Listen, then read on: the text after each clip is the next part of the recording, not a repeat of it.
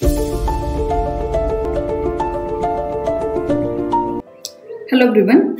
In this video we are going to focus on social structure of Gupta dynasty. Right? So Guptargal காலகட்டத்துல social structure எப்படி இருந்ததுன்னு சொல்லிட்டு நம்ம discuss பண்ணலாம்.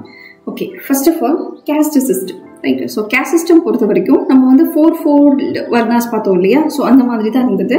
இப்போ வந்து pre-Gupta time period எப்படி இருந்தாங்க அப்படின்னா Brahmins வந்து priest and teachers. அதுக்கப்புறம் Kshatriyasங்கிறது யாரு அப்படின்னா kings, warriors, ruling dynasty வந்து they are called as Kshatriyas. Next is Vaishyasங்கிறது வந்து agriculture பண்றவங்க, merchants எல்லாமே வந்து Vaishyas. அதுக்கப்புறம் Shudras வந்து laborers. Right? இது Gupta time periodல வந்து நமக்கு social system எப்படி இருக்குது அப்படின்னா there are some differentiation between the people, right? So people மத்தியில ஒரு புது differentiation வந்து ஏற்படுது. Chandelas அப்படின்னு சொல்லிட்டு ஒரு புது group வந்து உருவாகுறாங்க. They are called as untouchables, right? So pollution, purity இந்த மாதிரி கான்செப்ட்லாம் வந்து இப்பதான் எமர்ஜ் ஆக ஆரம்பிக்குது, right? And also ஃபர்ஸ்ட் இருக்கிறது யார் அப்படின்னா Brahmins வந்து they are the priest. அதுக்கப்புறம் நெக்ஸ்ட் யார் அப்படின்னா Kshatriyas, warriors and kings. அதுக்கப்புறம் Vaishyas, land owners-உம் merchants-உம் Vaishyas. Shudras-ங்கிறது வந்து commoners, peasants, servants எல்லாருமே வந்து Shudras. இவங்களுக்கு கீழே நமக்கு வந்து ஸ்ட்ரீட் ஸ்வீப்பர்ஸ், அவுட் கேஸ்ட்னு சிலர் இருப்பாங்க. அதாவது ஊருக்கு வெளியே வந்து இவங்களை வந்து ஸ்டே பண்ண வச்சிருந்தாங்க. பீப்புளுக்கும் இவங்களுக்கும் வந்து there is something called untouchability-ங்கிறது வந்து ப்ராக்டிஸ் பண்ண ஆரம்பிக்கிறாங்க, right? So let's discuss about further things with respect to social structure of Guptas. Now, இப்போ வந்து இவங்களுடைய கேஸ்ட் சிஸ்டம்ல ஒரு 3 முக்கியமான ஃபீச்சர்ஸ் வந்து இந்த டைம்ல இருக்க ஆரம்பிக்குது, ரைட்? ஸோ வந்து நம்ம என்னெல்லாம் பார்க்குறோம் அப்படின்னா ஃபர்ஸ்ட் வந்து mobility and fluidity, right? So what is mobility and fluidity அப்படின்னா இப்போ வந்து casteக்கும் occupationக்கும் there is something different, right? For example, இதுக்கு முன்னாடி நம்ம பார்த்தோம் இல்லையா, அதாவது குப்தாஸ்க்கு முன்னாடி பொறுத்த வரைக்கும் ஒருத்தவங்களுடைய occupation தான் வந்து அவங்களுடைய caste வந்து, அதாவது இப்போ ஒரு casteல பிறந்திருக்காங்க அப்படின்னா அந்த casteக்குரிய occupation தான் வந்து பண்ணிட்டே இருக்கணும். ஸோ இந்த மாதிரி இருக்கக்கூடிய லிங்க் வந்து என்ன ஆகுது அப்படின்னா பிரேக் ஆகுது during this Gupta time period, right? And also there are records of Brahmins.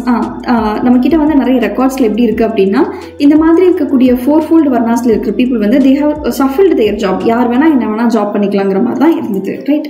So occupation and caste அதோடைய லிங்க் வந்து it is got weakened, right? Shudras-ஓட கண்டிஷன் வந்து இம்ப்ரூவ் ஆக ஆரம்பிக்குது. ஃபார்மர்ஸ் ஆகுறாங்க எல்லாருமே வந்து சில இடத்துல வந்து ஷேர் கிராப்பர்ஸா கூட ஆகுறாங்க. ஃபார் எக்ஸாம்பிள் 2 பேரும் சேர்ந்து ஒரு நிலத்துல வந்து விவசாயம் பண்றது அந்த மாதிரி, ரைட்? ஸோ இதனால நமக்கு என்ன ஆகுது அப்படின்னா சில சோஷியல் ப்ராக்ரஸ் வந்து ஏற்படுது. And next thing is that we can tell us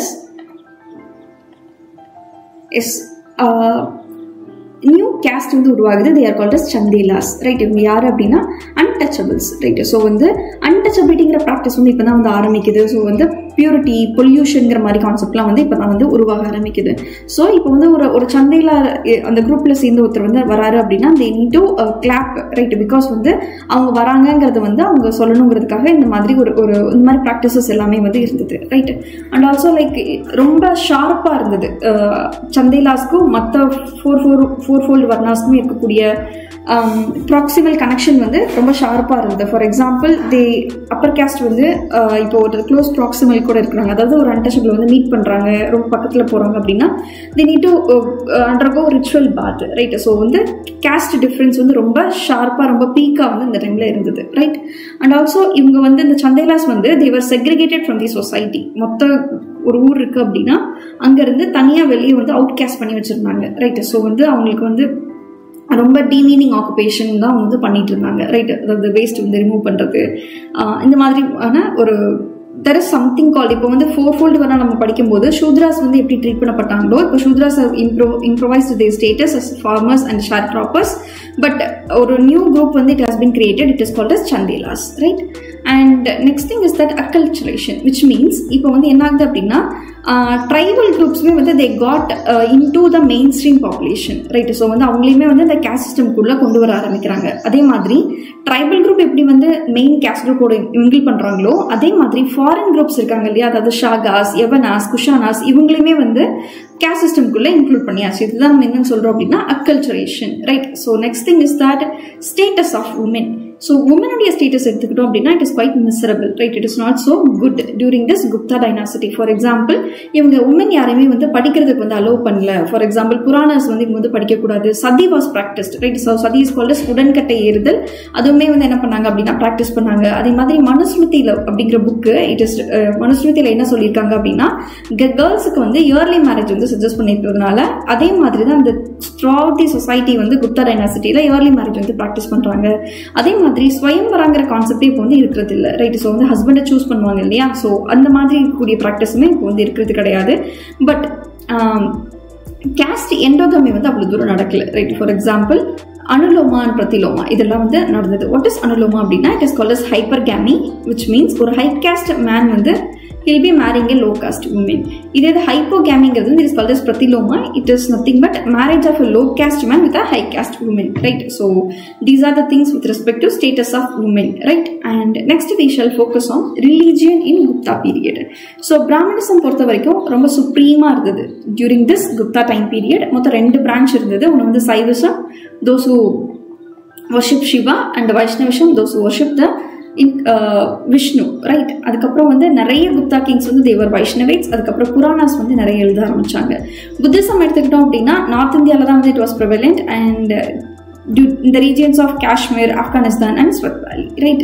So வந்து புத்திசமும் சரி ஹிந்துவிசமும் சரி both religion received support from the Gupta kings, right? They were tolerant towards the all religion.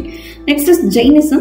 Jainism பொறுத்த வரைக்கும் அவ்வளோ பாப்புலரெலாம் இல்லை நமக்கு வந்து throughout this time period, but it is only confined to merchant communities. வெஸ்ட்லையும் சவுத் இந்தியாவிலும் இருக்கக்கூடிய merchant communitiesக்கு மத்தியில் மட்டும்தான் வந்து Jainism got popularized. And வல்லபியில் வந்து ஜெயின் கவுன்சில் வந்து நடந்தது, ரைட்? அண்ட் ஆல்சோ ஸ்வதம்பராஸ் வந்து அவங்க வந்து it was written, Jain Canaan was written during this time period. Next is Christianity வந்து இவங்க டைம் பீரியட்ல இந்தியாவுக்கு வந்திருக்கும், but it is confined only to the Malabar region, right? So next thing is that we shall focus on the economy in our next class, right? Thank you.